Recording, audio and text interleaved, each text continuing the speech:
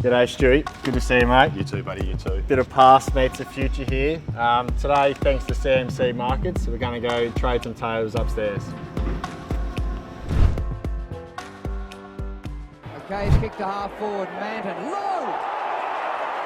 Well, there's a man who's kicked 4 goals, he takes a mark at half back. Alright Stewie, thanks a lot for coming down. Obviously so many memories at St Kilda, 321 games, 594 goals, 2 All-Australians. But what were some of your favourite memories playing here at the Saints?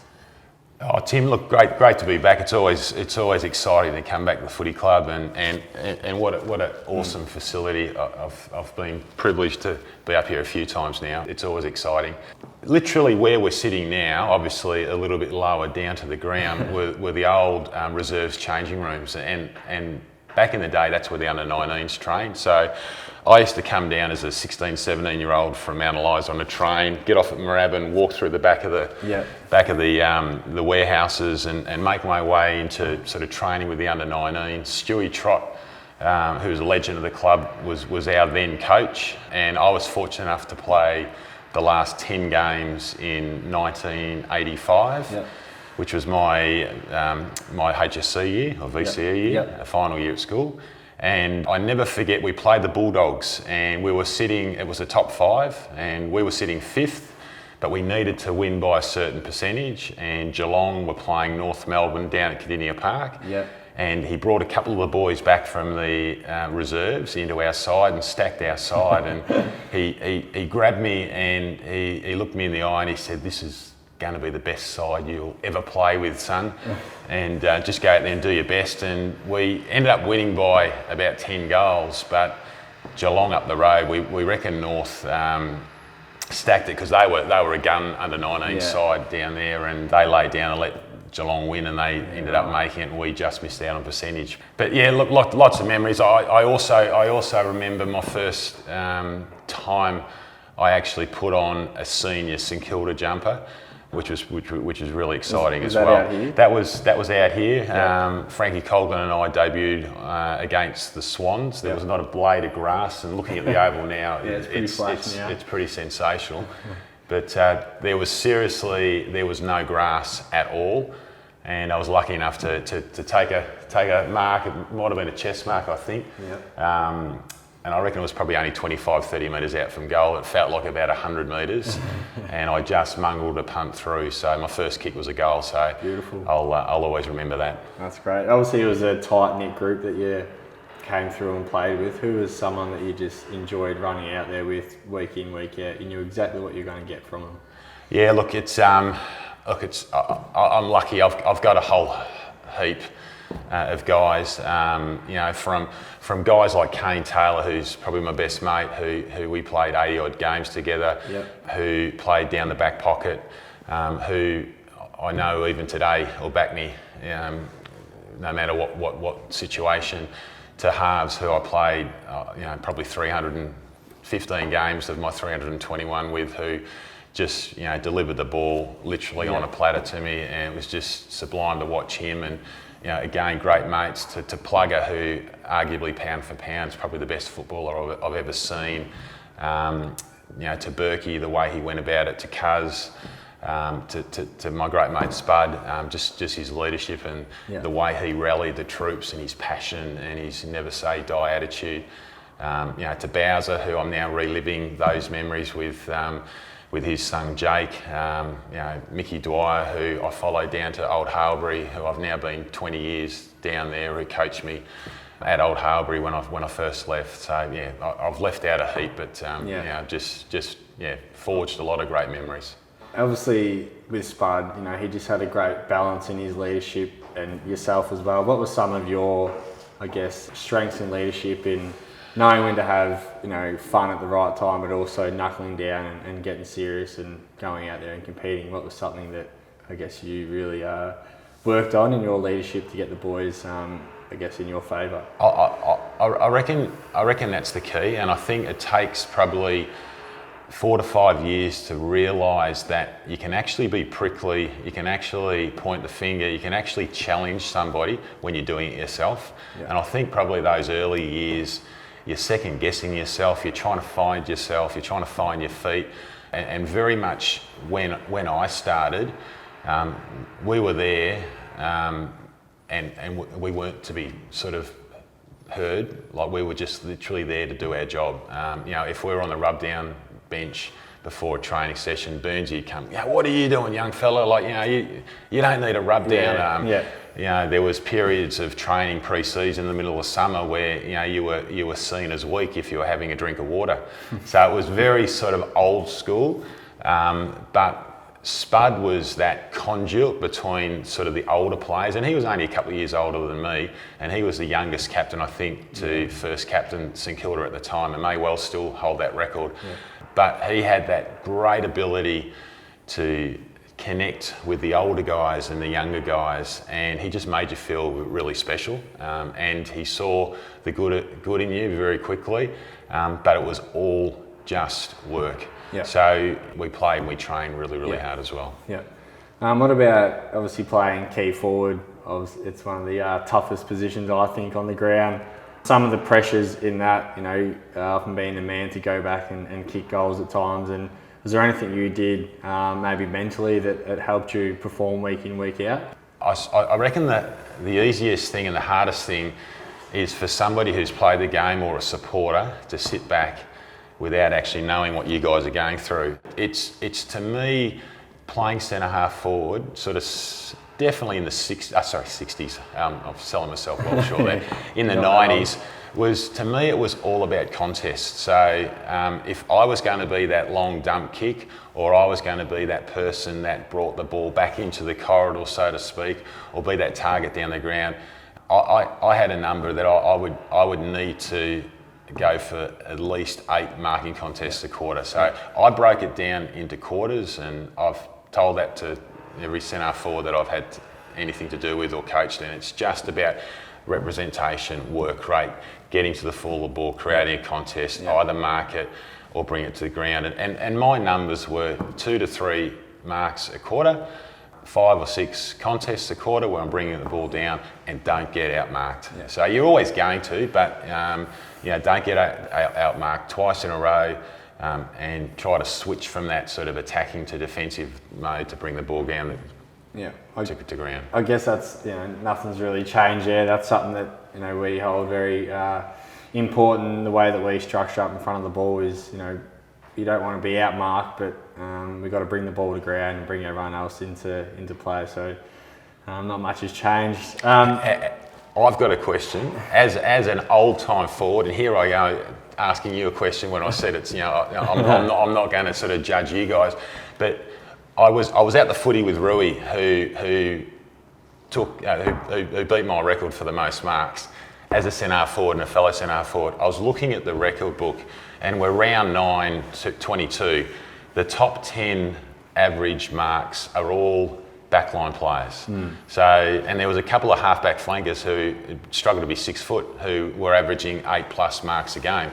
Now, as a forward, I'm looking at that going, that there's such static ball movement. Does that frustrate you as a forward, or do you understand that is the dynamics of sort of where we're I think obviously teams play a little bit different now. They want to try and go around the opposition and try and look to go through as well.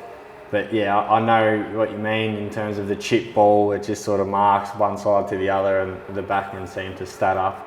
That's something that we speak about. We don't want to be so, stagnant that we're just going side to side. We've got to at least break that line and look to go in from there. So, but it is a good point, because it does get a bit frustrating at times when the ball's just switching back and forth. Well, to me, the forward craft is all about knowing where the ball's going to go before the opposition. And to me, I think a lot of modern footy, it's hard for you guys, because I reckon the backman's probably got as equal an opportunity or equal understanding of where the ball's going to go. Not all the time, but my take on it anyway. Now, you mentioned Plugger off the top. Obviously, I think this is pretty stiff. You've kicked nearly 600 goals and you've won the leading goal kicker only twice, but I guess Plugger had a bit to do with that. What was it like playing with him back in his, I guess, heyday and when he was dominating? Yeah, it was awesome. He was just so strong. Like and you know, between you and I, he hated the gym room. Like he never lifted a weight, but he could pull anything. So he had that real brute strength. Yeah. So if we were doing a lat pull down or cable rows, he might wander in and do a couple of those and literally just tear it apart. But I don't think I seriously saw him ever do a bench press or a push up or anything like that.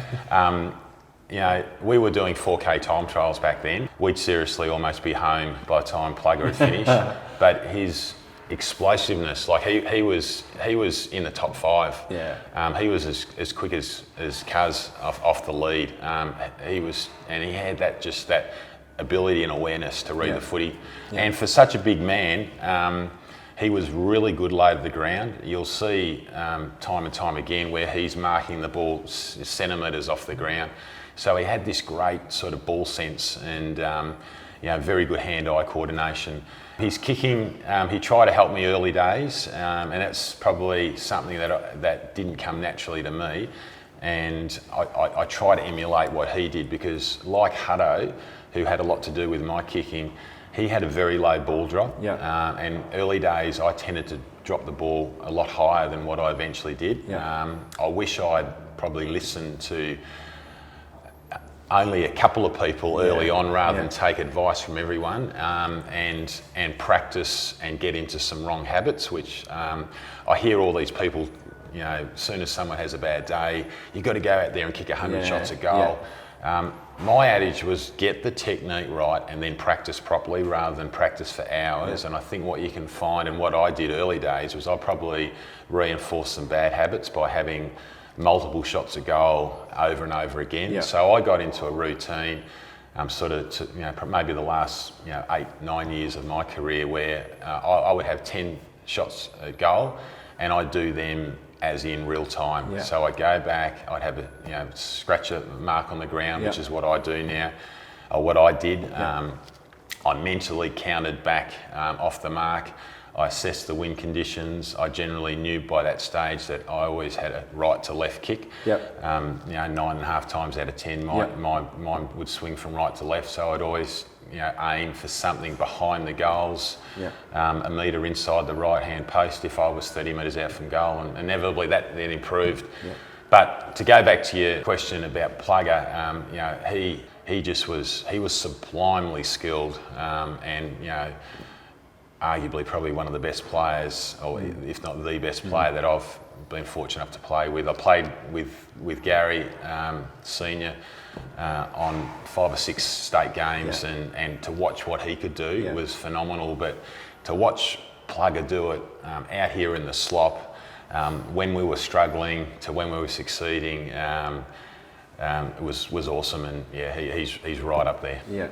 Now the nickname Buckets, obviously I think I've got a fair idea where that came from, but do you want to tell us a little bit about that? And I think it was obviously the marking. Did the marking come natural to you? It wasn't something you had to work on so much? I learned from a very early age, and I can't remember who told me that if you keep your eyes on the ball and you jump and take the ball at the highest spot, no matter who's around you, you generally don't get hurt. So when you get hurt is when you take your eyes off the ball and you look around and you're sort of tensing and then something might happen. So I just took that in and literally, I played Little League down here when it was representative. So we grew up down the peninsula. So I'd get dropped off down to Moorabbin and train with the then Little League. Yep. And it was like a real honour. And that was probably in my grade 6 year. And that was the year where I came down and really discovered that I could actually catch the footy.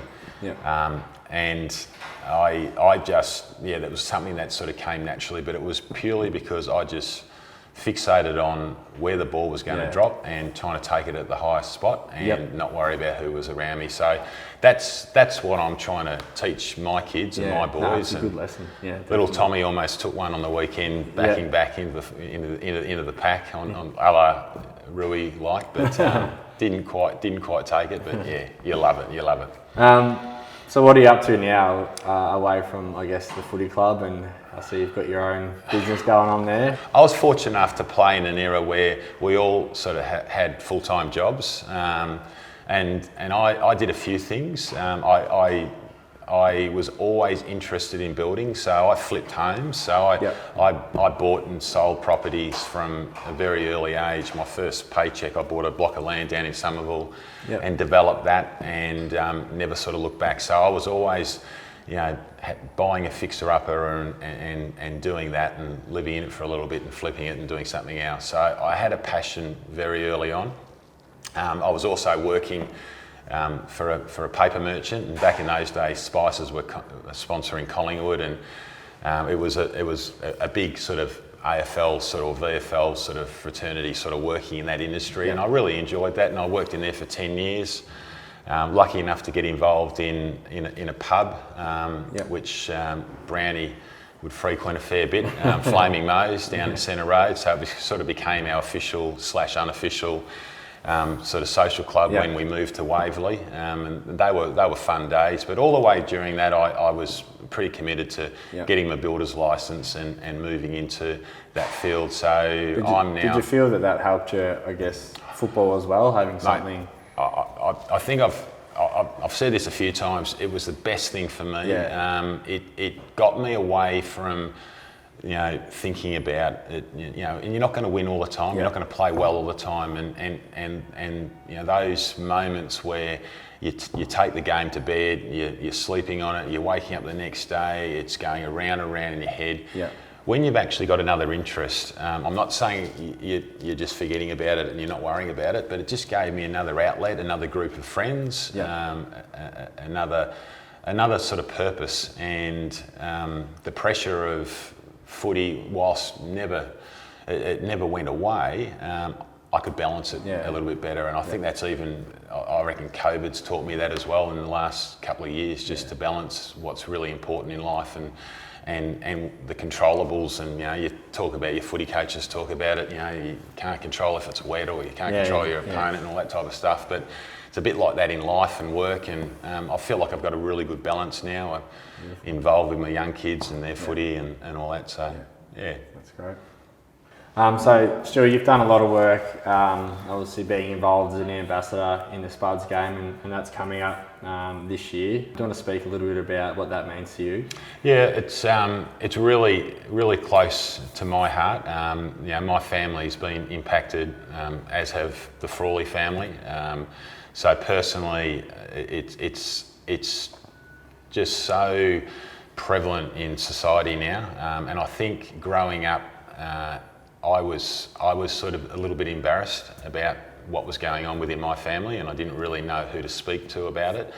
So I sort of just internalised a lot of stuff. So I think these forums and this centre and the Spud game just encourages people, and even if we get one or two people that actually speak up and let people know how they're feeling, then the other people around them can help. And I think also it's also a great resource and a great awareness for people who actually are dealing with it within their family as well, because it's tough. So it's a hard way to get to this point where we're here talking about Danny in this situation, but I know he'd be proud of it. I know it's something that he was really, really committed and passionate about. So he'd love to see what the girls have turned, what was his initial idea into reality, and here we are now sitting in an amazing facility,